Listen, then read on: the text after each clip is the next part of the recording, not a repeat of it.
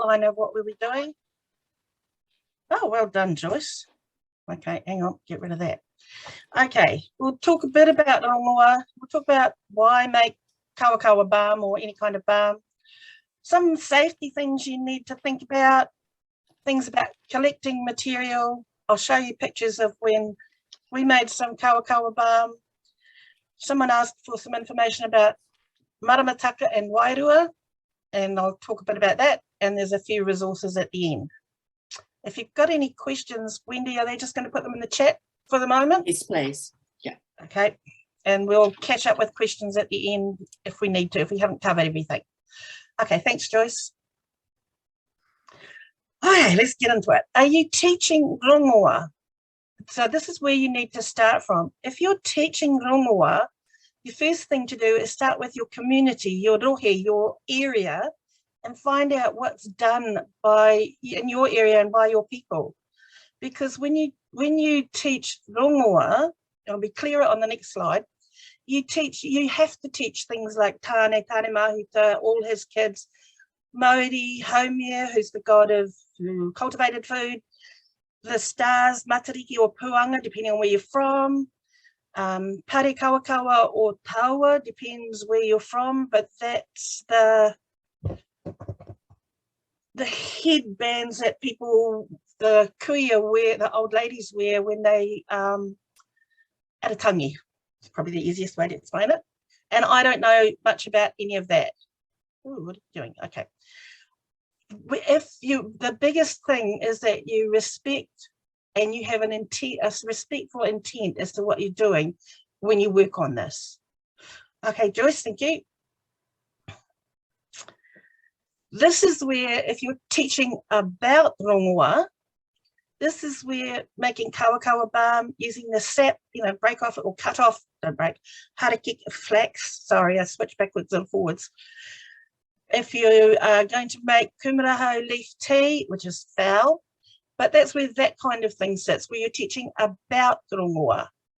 Your focus is probably stronger, like I say here, on identifying plants, looking at the different processes that you can go through to get your material for your rongoa, and talking about the dangers as well as the good things like karaka, berries versus the kernels, kowhai, I think it is, I forgot. You can do stuff with them at various levels, but if you get things too strong, I think it's the branches, the twigs that are dangerous. So look it up. And again, start with your students and your community and find out what they use. Our community, it's fairly regular that our kids have kawakawa balm and they all complain about the taste of kumaraho tea and so on. Okay, going back to the classroom, thanks Joyce. The safety first, and this set is probably Pākehā safety, okay? So whatever your EOTC procedures are for your school, whatever your safety procedures in your school, in your classroom, think about making food versus making medicine. You get some recipes that say it's fine to work in the same containers. Well, I think you need to work in separate containers, especially if you're going to go and do something with, say, toot or tupakahi, which can poison you. So I would teach the kids right from the start that they are different things, so you use different equipment. Figure out how you're going to get your kids using hot oil and wax, and just check things like allergies. Lavender is one that people often suggest adding to balm, but I know several people who are allergic to lavender. So you need to check that kind of thing and be aware. And the last one is the storage you're going to use. Are you going to use plastic or glass? I'd recommend glass. And what's the environmental impact? Like, where does it come from? Where's it going to? Right through the process. Thanks, Joyce. Right, now here's the karakia tikanga side of the safety. If you're teaching rongoa, I've said probably, but you will most definitely say a karakia before entering the bush and another one before picking leaves. And you will also probably have checked the maramataka in your area, the calendar that is used. And there's a bit more on that later. So if you hold your questions till we get to then, we'll try and answer them. If you're teaching about Rongoa and you're just building it into your classroom things, before you're going into the bush area, you will just acknowledge that this is Tane's area and this is a forest. Even if you just say, this is a forest, it's a great place. We are going in, we're going with peace. We are not going to damage anything. We are not going to harm people or animals. We're going to enjoy the bush, all of that. And kids as new entrants can understand that right up to year 13. So it doesn't matter whether it's in English or te reo. And again, a bit more lately, a bit more after that. I was taught that it's more respectful to the bush and the plant to acknowledge the gifts of leaves and so on in English than to bring worry and stress to yourself by being over-concerned and worried about what you're saying. So that's one of the things I've been taught. But I've given you some simple karakia. This one, aio ki te whenua, aio ki te rangi, aio ki te kaiao, tihei Māori ora. And I couldn't find it for a long time, but Scotty Morrison has written that and there's several versions of it. Your next step is safety in the bush. Follow through on the karakia you said before you entered the bush. So you're not going to harm anyone. You're going to keep the bush without being damaged. So you'll keep the marked paths. You'll always keep the last member of your group in sight. And the next one is my grandchildren. They were swimming in the bush and then were told, okay, they could start going back to the car. So the 4 of them took off and vanished. And so when the next lot of adults got up to where the intersection was, nobody knew where they'd gone until they came yelling back at them. Luckily they're noisy, but still, which they shouldn't have been. So just, hammer that into the kids, because my kids, those grandchildren, are pretty bush savvy. And respect others in the bush and the plants and the birds and the insects, everything else you see. Okay? And some of the things, this is where you might want to bring in some of the ideas about forest bathing, and I always forget the Japanese term, but it's also part of the worry and stress. You keep the noises out. If you have to take a camera in to record what you're doing, give it to one person. And you can also, emphasize listening and looking and, leave behind the stress and the arguments that the kids had on the bus on the way there, that kind of thing. Right, I hope I'm not going too fast here, Wendy. When you're collecting plants, natural doesn't mean it's safe to eat. I mean, if you think arum lilies, think tupakahi or tutu, same thing. There's plenty of hemlock's another one. So I would never ever make tupakahi balm in a classroom. Some of our kids at school make it and bring it. That's up to them. Okay, the other things are just sort of general safety. Don't pick from the edge of the roadside because you've probably got contaminants from spray, vehicles, animals, people, whatever. Next one, I couldn't figure out a way how to say this in English. So I've said, listen to the plant. Whakarongo ki te Māori o te rākau. Listen to what you're collecting for. It's also look and observe, but does it look healthy? Has it been picked recently? Is it wilting? And you cut the branches you're after. Only ever take as much as you can use, not extra. I don't know how people who make it for to sell get on with that bit. You'll find, again, check with your community. Some say pick from the north, some say pick from the east because they'll grow back. Did I say on this one? Somewhere I've said, some people say only pick in the morning. Some people say don't ever pick in the rain. And if you're picking kawakawa, go for the leaves with holes in them because that's the ones the caterpillar, loopy caterpillar, I think it is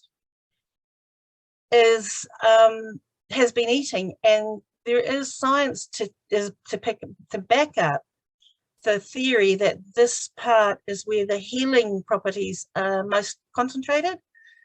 And so that will, because the leaf is trying to get it, and that's what you're trying to get out, the healing properties. Okay. This is know your plants. One that worried me was when I'm hammering Te Pākehī a bit, but if you've ever seen cows staggering around after they've eaten toot, you'll know why. Te Pākehī, I've only got a picture of kawa here. The leaves are fairly distinctive. The flowers stand up, and this is a bush rather than a vine. If you've got a vine where the flowers are hanging down, go away. That's probably toot. The leaves are smaller on that. There's knobbly bits along the leaves, which is one of the signs that kawa can be good for rheumatism and arthritis pain. So that tells you a bit as well. And on the next slide, I think you can see where the young plants come from. Yeah, they actually come from behind the top leaves, not at the tip of the branch, just behind. And in one of them, you can see a little leaf. And in the other photo, you can see where it was just starting to open. Well, there's the bit about picking in the morning and picking in the rain. But don't take the new leaves, because that's going to give the plant more time. Breathe. That will mean the plant needs more time to recover. Right. And again, check with your local community about things with this, just in case there's a reason why this lovely stand of kawa hasn't been picked. There may be a reason behind it. Okay. Joyce. This little karakia, again, depending on whether you want to use it, is actually one that I found which is used for harvesting flax, which is why te harakeke, te korari, both names for flax, are in the top line.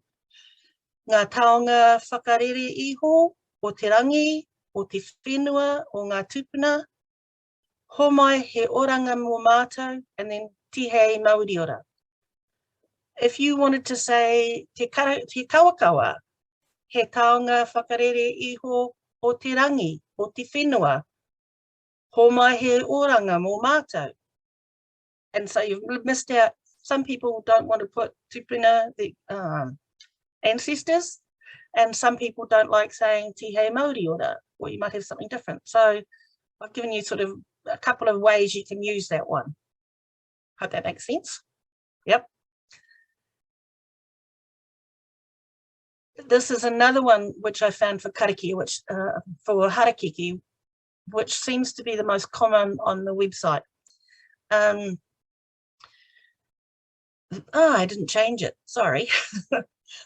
So this one, what I would use, I'll say it in te reo, e te atua, no i nei rau harakeke he taonga, tukuna ki a mātou, kia tika o mātou mahi, ko ranginui e tū iho nei, ko papatuanuku e tākotu nei, turuturu whakamaua, kia tina, huie, taekie. If I wasn't sure of it, I would use the bit in the middle from no ine rau, harakeke, kaukaua, manuka, whatever, he taonga, tukuna kia mātou, that's these leaves are a treasure given to us. Kia tika o mātou mahi, we'll use them properly, we'll use them safely, and just stick with that. Do it in English, it's fine. Okay? Right. Okay, beeswax. Oh, beeswax is sitting in the kitchen. Okay. I got this from a friend, and she said, what do I want, blocks or bits? And so she sent me both. So that box there is about 100 grams, and she sent me the bits of about 100 grams. The bit, and you can buy it in sort of rice-shaped things, and I couldn't find a source, but I'll keep going back to the person who told me and see if I can find out. Those are really good if you've got, say, 5-year-olds doing stuff, because 5 grams is 5 bits of beeswax. Sarah said that with a block like that, you can try grating it, but it gets sticky and melts in your hands and all that kind of thing. And she suggested, she makes balm, she suggested putting it in the freezer for up 30 minutes, half an hour to an hour, and then it's easier to smash it up inside something. So not a glass bottle, but stick it in a paper bag.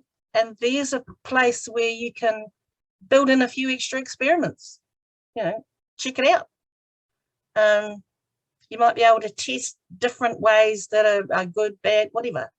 So again, building it in for a longer time. Yeah, that's the pellets. Those are the ones I'm probably talking about that sort of look like a rice grain. Okay. Have I mucked these up? Possibly. This is not kawakawa. This was trying something out when I couldn't get to any kawakawa at the moment. So I went and picked herbs in the garden, stuck them in a jar, and stuck them on the windowsill. And it was on for about 10 days. And the kids now say, oh, it smells like focaccia, because they love focaccia with rosemary and thyme in it. And it was nice, actually. I cooked my sausages in it last night, just a bit of it, cooked my sausages, so it tastes nice. That's just, I think they call that sun infusion. And some recipes will say to do that kind of thing for your kawakawa leaves. Okay.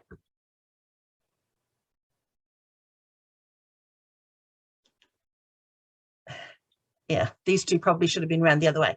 So up to making the balm now, and 3 hours seems to be the minimum time for keeping the leaves warm in the oil. And there's where I said, Sarah, who gave me the beeswax, said she'll put a fuller jar up with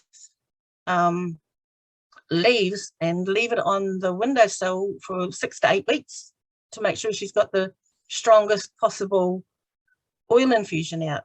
She also said that you've got to be careful with your heat, because the heat can degrade your oils. So I think her recommendation was about 65 degrees. I can't see my notes on the bottom of my thing.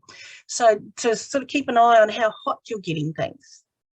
So, and depending on what age group you're working with and how much kawakawa you've got and how many kids you've got, there's no reason why you can't do both, and then see if there's any difference to what it feels like, whatever. Okay.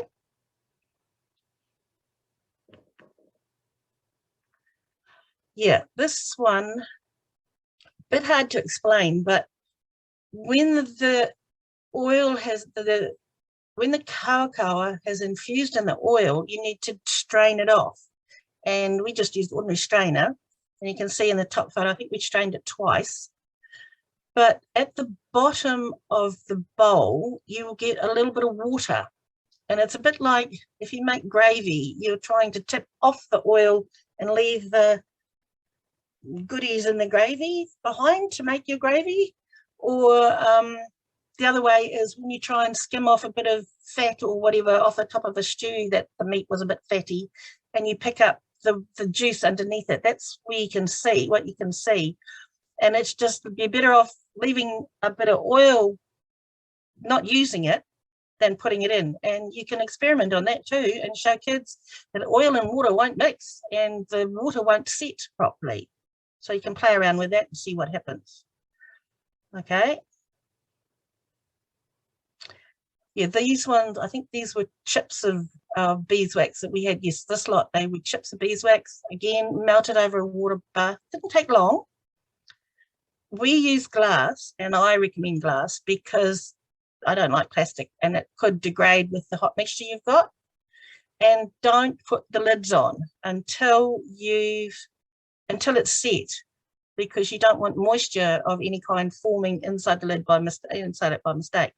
It takes about, I think we made the 4 jars, it took about 10 minutes maybe for it to set. Now, somebody asked on the spreadsheet about giving away what you make.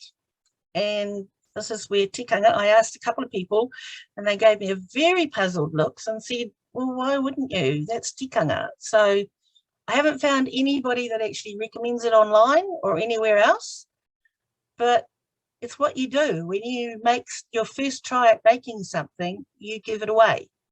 So that's up to you whether you decide to follow that. But like I said, the several people I asked, the answer was, yeah, well, why not, kind of thing. So I hope that sort of helps. Okay, Joyce. Yeah, somebody asked about the potency and the shelf life of the balm you're making. And like I say, this is a bit of a how long is a piece of string question. How much kawakawa did you put in? How strong were the leaves? Did you heat it? Did you do a cold extraction? What have you stored it in? Beeswax adds to it with antiseptic properties. There's no preservatives in it. Maybe you could play around with a bit, and instead of putting it in that size jars, put it in the little bottles that I'll show you with the lip balm a bit further on, and see what happens. I mean, are you going to keep it in the sun? I wouldn't. Are you going to keep it in a dark cupboard? I probably would. You know, all of that kind of thing. And I haven't found anybody so far that has done any real scientific testing on it. And there is, if you can, I didn't write it down. There's a connected issue. I can't remember the date, but it's easy to find on TKI. There's a connected issue which talks about the science of Rongoa. I think that's right. I think that's what it's called. And it's about a kid who, as a science fair experiment, started by saying, well, all the English science tests said there was nothing there, but they hadn't looked at how you were supposed to process it. So when he followed the processes that the Maori people used and then tested, he found there were properties that were useful, and there seems to be more stuff being found out about that with the big names and so on that you can find. There's a bit at the bottom about it on the last slide, but you know, it's different science. So go ahead. Okay, totally different. Somebody asked about wairua and how you can increase the potency of wairua, and I don't know, but this was something I've been taught. This is from, where was this from? Kirikiri. And these were things that she saw with looking at totara and talked about the metaphors, looking at puriri, looking at mamaku. I think I put something in there about manuka, kōwhai. I can't find any, I'm still looking, haven't found anything that really talks about this, except some of the forest bathing stuff. So it's something that, whether it's a personal reflection, I don't know. So it's something that you guys need to go look, ask your community, find out for yourself, and so on. So have fun. Thanks, Joyce. Sorry, I'm mucking you around, and we've done that one. So that's the mamaku. I think there was a question about what else can you make? Well, there's lip balm, a recipe a bit further down. Perfume, there's a journal story, a very old one, and you can find it in, I think it's Reed's Maori Myths, about making perfume from kawakawa flowers. So you wait till they were ripe, the orangey red ones, and then you keep so many, boil them down with a bit of water, and then drain off and concentrate right down to sort of almost nothing. So a bit tricky. So that's the perfume recipe. The kawakawa cough lozenges was last year, I think. Our kids knew about kawakawa balm, and for their YES, it's that Young Enterprise scheme. So any of your kids that are involved in Young Enterprise might be able to find something. And I've forgotten what else was on there, but that's okay. So this is the lip balm stuff, which you can basically buy. Oh, tea. Yes. Sorry, Claire, my finger in my laptop's too sensitive. Apologies. It's all right. I sort of feel like I'm rushing, but you're doing fine. You're doing fine. Oh, yeah, I said possibly make a herbal rub. I mean, horapito comes up in a huge number of bits and pieces now. You find it in chutneys and jams and all over the place. So go investigate a health shop or a grocery and see what they've made, and then get the kids to experiment. Keep the safe ones though. And tea, I mean, you can drink tea leaves, Monica, you can bash up bracken and do stuff with that. There's a whole heap of stuff that basically get your kids to suggest ideas, because you know, some of our kids don't mention kumaraho so much, but kawakawa and tupakahi all the time. So your community might be different. Okay, now Joyce. This is a recipe for lip balm. And you can get this stuff from the supermarket, basically, except for your beeswax.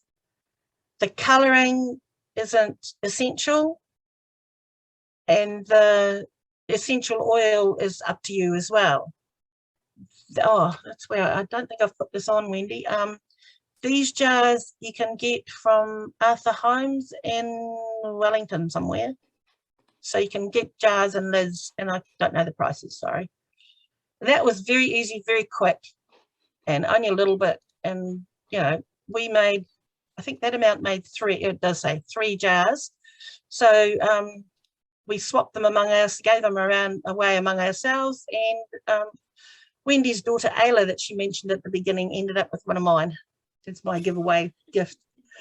Yeah, okay, thank you. Okay, several people asked about maramataka. Now, I'm not an expert, okay? I know a bit and I'm learning more. Some people say it's just the nights of the moon, but it's other signs, like when does kowhai come into bud? When does the cabbage tree, I don't think I put it on here, cabbage tree, I can't remember whether it's flowering cabbages, cabbage tree, tikoka is fat scallops, or time to go look for scallops. If there's a lot of, depending on the flower and the amount of the flower and the tikoka and the cabbage tree, depends on the kind of summer people say we're going to have, all of those kinds of things. So there's a link there for you to look up later to sort of see some. And I found going totally away from here, the 72 seasons, the Japanese calendar. And I've got it on my phone and I check it about every 3 or 4 days.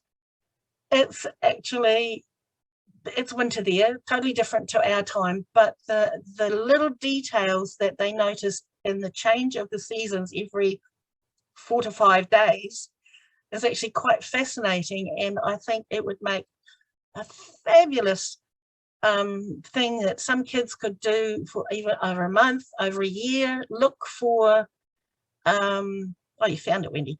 Look for the changes and what sort of seasons we have. I mean, our seasons in spring for me up here are quite different to for Joyce and Christchurch. I remember going down and thinking cherry blossoms and Hagley Park, and then coming back home and the flowers had been straggling around, coming on and off for weeks. Went to Christchurch and they basically changed overnight. So, you know, you might have some kids who want to make an app about it. Anyway, Te Papa's got some good links. I found a gardening calendar, which is not too bad. The Nights of the Moon, I think, is Te Papa, might have been Te Ara. And the healing system, I can't remember where I got it from. I can't see my notes, sorry.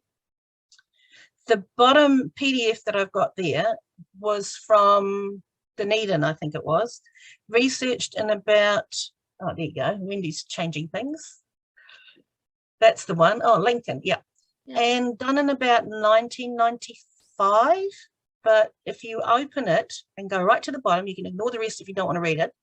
But if you open it and go right to the bottom, there are 40, I think it is, maramataka taken from different tribal areas, because often the one you see is the one Elsden best recorded, which is related to one area and it's related to fishing. A lot of the ones you find on the web now are related to mental health, and I think that might have been the note on the bottom of my one. If you're doing our, where is she? Our YWIS or Swiss, I'm not sure what she's called now, social worker in secondary schools or youth worker in secondary schools, uses the maramataka with the, you're having fun, Joyce, uses the maramataka to talk about, to check with the kids' mental health and their well-being, because she finds a pattern of whichever days they are, and I can't remember, but when your energy is low, that's when the kids fight and grumble and get into attack. If you've taught for any number of years and you teach anywhere that the wind comes up, you know how loopy the kids can get on a windy day. And like I say, our Waiwis, or Swiss, whichever she is, uses the maramataka in the same sort of way, and it does help her with the kids that she works with. Okay, next one. Oops, can't remember what's the next one. Oh, yeah. Oh, no, that's right.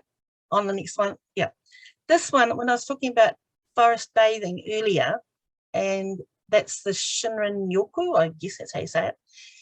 I'm pretty sure this is I just went to my local library and got out anything about forest bathing, looked at a couple and thought, ugh, and gave them back again, and looked at a couple more and thought, that's quite interesting. And they go through a lot of the science about your cortisone level and how it affects your blood pressure and this, that, and the other. And actually, for me, it relates very closely to Rongoa. So that was something I found really an interesting thing. And the other one, I guess most people know about Te Whare Tapawha, but now often it actually has the fifth dimension, which is Te Whenua. So it's Taha Wairua, Taha Hine Ngaro, Taha Whānau, and what have I missed? The fourth one. And now often it has the land in it as well. So that sort of is part of your rongoa. And that Hikitia Te Ha is actually, I was talking to, we say karakia each morning before briefing, and it gets divided up amongst the staff. So we all end up learning a few new ones fairly regularly. And I talked to one of our kaumatua at school and said, can I use bits of this one? And he said, yeah, right. It's very simple in that, I'm not going by memory, ha ki roto, ha ki waho. So it's just breathe in, breathe out. Ha ki, what have I missed? Roto, waro, runga, raro, waho, roto. So breathe in, breathe out, but think about it from above, below. So think about it in a circular fashion. You can breathe and think about the sea, tangaroa, ha ki tangaroa, ha ki tawhirimatea, ha ki papatuanuku, put as many or as few as you want in. They do it as with actions in taiaha, but you don't have to. But it's worth looking at. Okay, Joyce.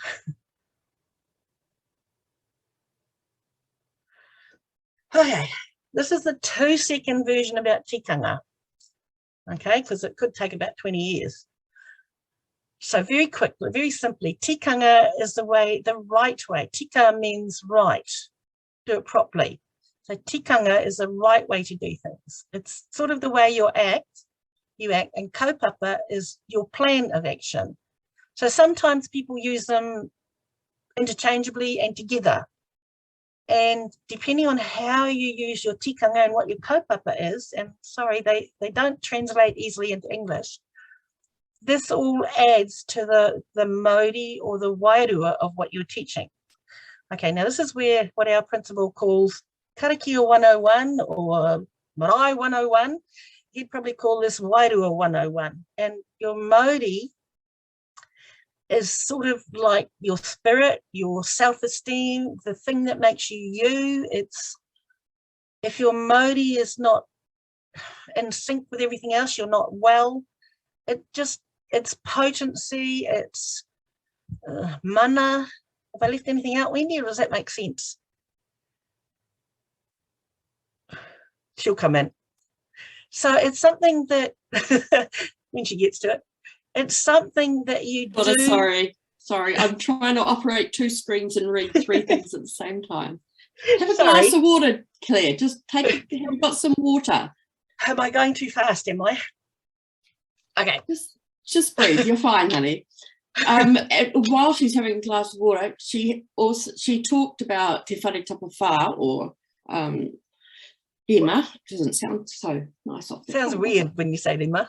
Yeah, I know, it didn't sound right. But it's like you can't put the word into Pākehā, you can't. But it's all those aspects that he speaks of, they all contribute to Rongoa. And I mean, if you go to the background of what masonry was actually doing at the time, and we've adopted it all over the place, it's actually very interesting, and it does talk about the mental well-being of people, so it does connect through. So, had you had a glass of water? Yeah, I'm fine. It's also part of the basically the holistic understanding of what you're doing. So that's about the easiest way of explaining. Basically, you try to make a lot of this stuff normal in your life and in your classroom. So some fairly simple things you can do, in your classroom. Plant a garden. I mean, you only need a tire or a plastic bag and some soil outside, and plant something, watch it. And I've said there, talk to it, smell it, feel it. It's one of the things that a lot of the special needs kids garden type have. They have the sound, the smell, the feel of plants. And if it works for kids like that, it'll work for everybody. And also you acknowledge what's making it grow. You know, even just a case of, oh, it's raining today, that'll be great for our plant because it needs some water. Good enough, that's building it in. Calendula balm, which is something, when my calendula grow a bit better, I'm going to try that out. Talking about the weather, that says a lot of, not aloof. Sorry. Be grateful for a lot of its aspects. Learn the sign language for the weather. The kids quite enjoy that. That was year 10s. I think I shoved the poster up on the wall in sign language week, and they were having fun using the 3 languages, English, Te Reo, and sign. Walk around your community, do a scavenger hunt. I mean, a lot of towns have titoki. You can find Mānika, Mamaku, Pahurikawa, etc. I think I put a note on the bottom of this one.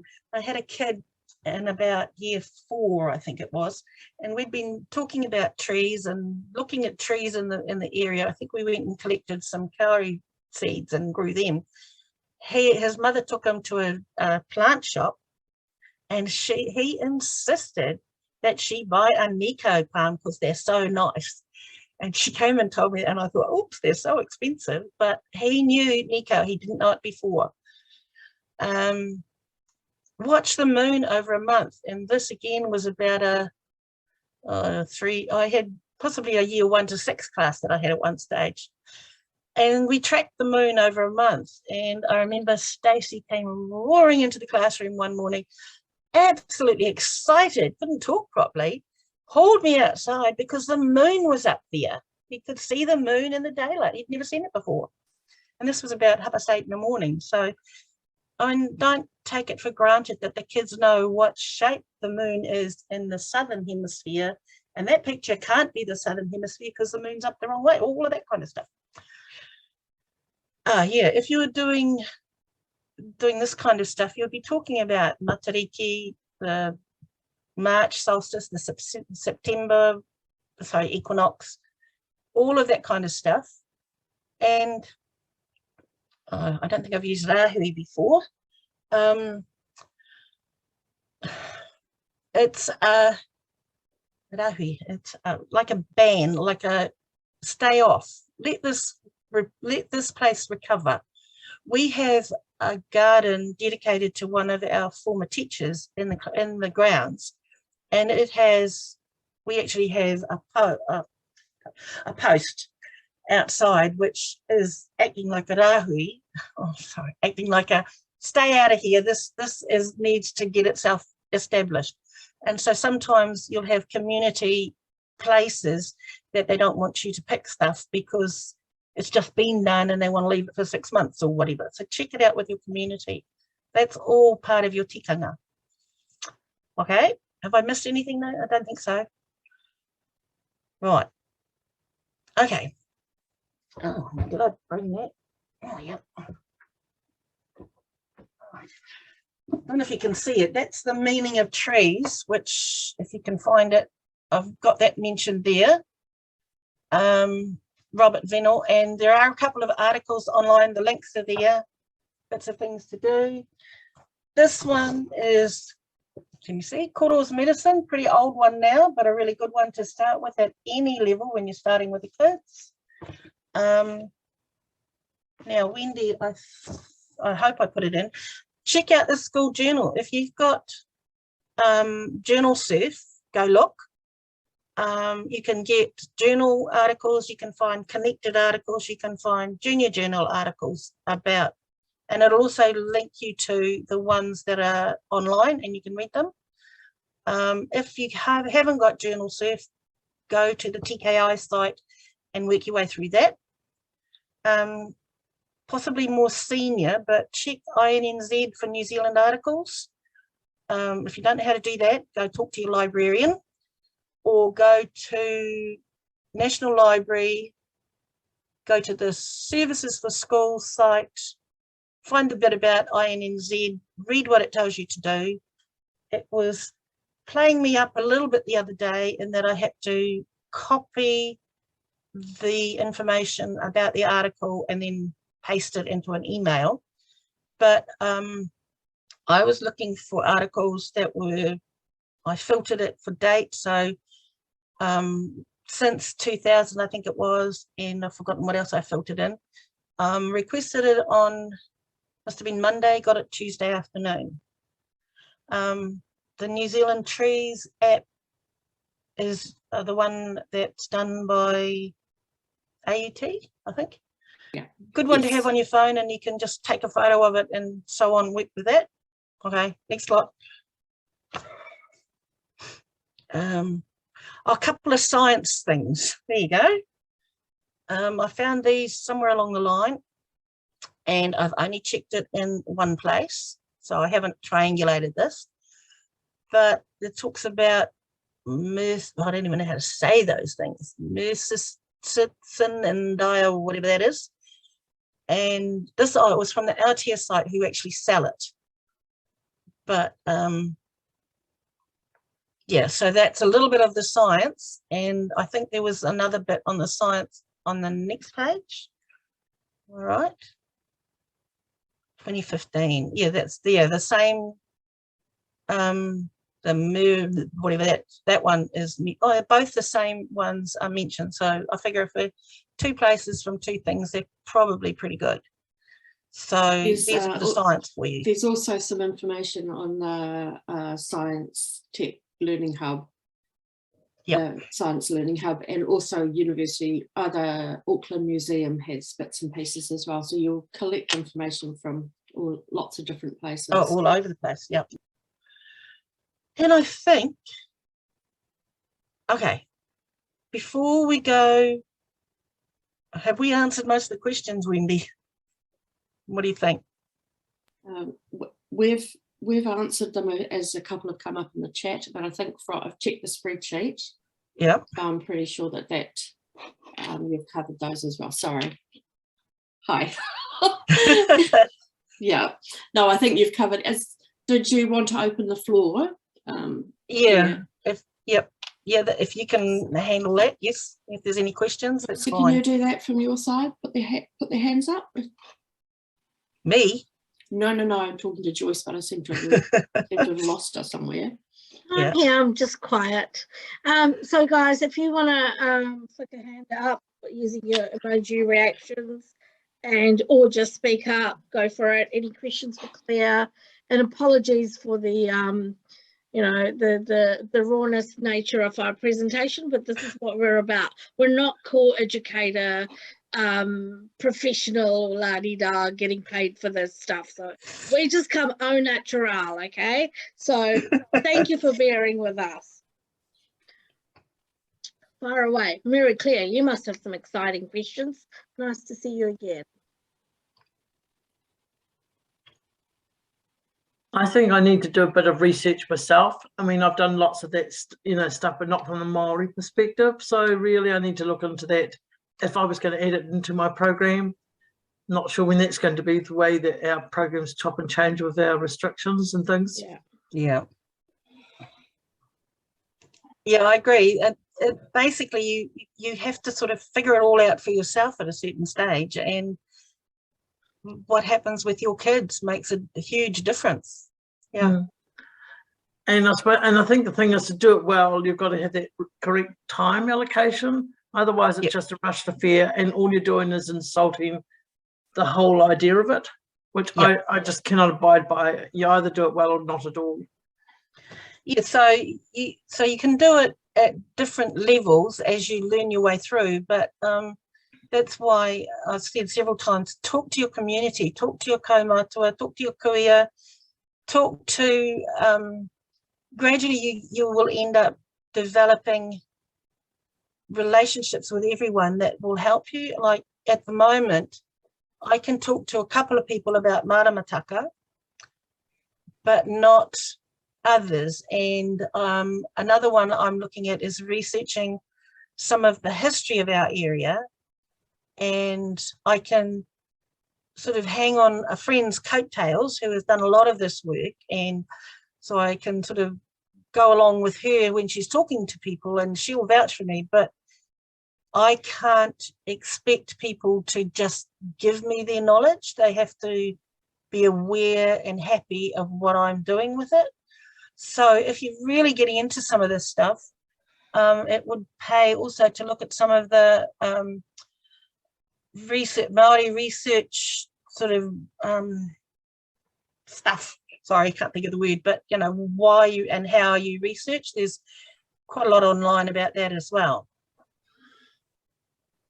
Thank you. Yeah. Thanks, Dave. So what we'll do, I'll open up the questions in a minute.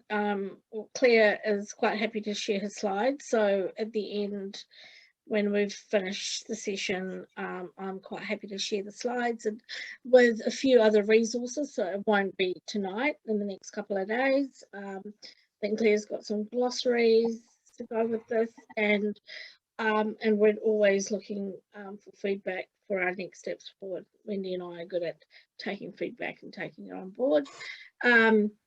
Was there any other questions, bearing in mind, it is a Thursday night and it's getting to 8 o'clock. You've done very well.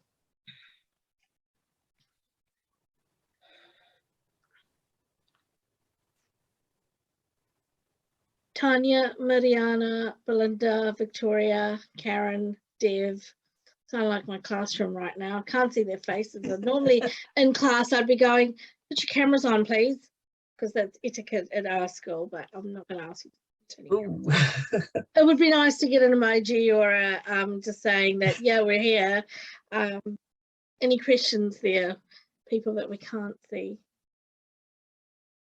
Awesome, Victoria. Thanks. Love the emojis going through. Dev, can you fill in when you fill in the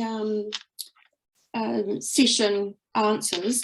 Could you tell us what you want in extending our knowledge? Because we ask around, and so if you can give us a few clues on what you want, that'd be great. And Yeah, also, I will definitely. Yeah, so the form will be sent out to you via email. So if you could just put down, okay, I mean, we've got a few primary school teachers here. How can you help? How can the knowledge between myself and Wendy and Claire and Mary Claire, sorry, just come on board, help you with your technology and within, your littlies from your year 1s right through to year 13s. It could be Mātauranga Māori stuff. It could be looking at the new standards. It could be just a coffee catch up because, oh my goodness, I'm home for 10 days. Oh no, I'm going to be staying home for another 10 days. I need to talk to people, and we're in this weird dynamics now, and we just need to just be there for each other and reach out. So yeah. Victoria, are you still here? Because I'm really interested at where your school is that follows a maramataka calendar. That's Oh, really yeah. interesting. I've probably got some background noise, so I'm sorry if you can hear other things. It's in Rotorua, and it's a primary school. It goes through to secondary, but they do garden to table and follow the maramataka. It's in a super cool way. Like, it informs all of their gardening, all of their cooking, and they start from the maramataka and then look at what they're going to do as far as practice from that. So it's a completely different approach from most of our schools, but it's really exciting. So we're tracking them too, because there's so much to learn, which is really exciting for us. And just putting it out there, would that kura would be okay to share their mahi on a forum like this? I'll leave. Potentially, I can reach out to them. They're really busy because it's that Mātauranga Māori is so in demand, and so those sort of things are tricky, but we can absolutely ask. Yeah. Clare, yeah, definitely. Clare, this might be my twin, because they're in a kura in Rotorua. I'll have to ask. Okay, and also the kura up here, I think it was on my notes, the kura up here has been working their whole timetable with the maramataka, so that all their trips out are based around the maramataka. I have a feeling, even to the extent that they start some days late, because that fits better with the kids. And I mean, I can always ask at that school whether there's somebody there who can help out too. So it's worth a try. That's a year 1 to 12, I think it is, school. So yeah. Clare, I'll introduce you to Victoria at some time. So. Okay. Excellent. There we go. Another topic, Joyce. We're going to run out of weeks in the school. I know. So Wendy and I tried to have 3 sessions this term, but it's ended up being once a week for different topics. So we've got nothing better to do on a Thursday and a Wednesday after school, but it's okay. We love it because we get to